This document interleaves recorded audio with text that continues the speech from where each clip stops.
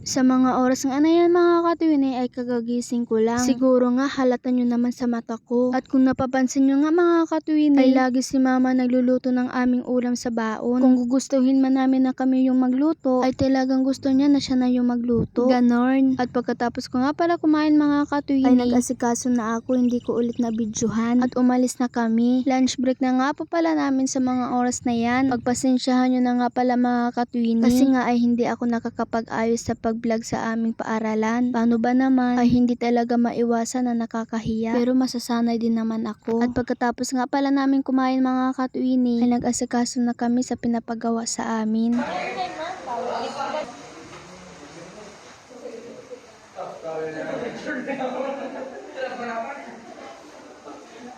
Diba ang ingay ng aming room? Ito nga pala yung aking ginawa. Huwag nyo nalang pansinin yung aking sulat. Nagdi-discuss si ma'am pero nagbablog.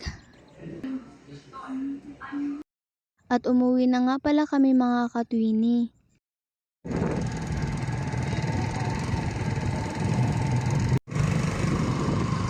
Si mama. At nakauwi na kami sa aming bahay. At bago ko tatapusin yung aking vlog, huwag kalimutan mag-follow, like, and comment. Thank you for watching. Bye!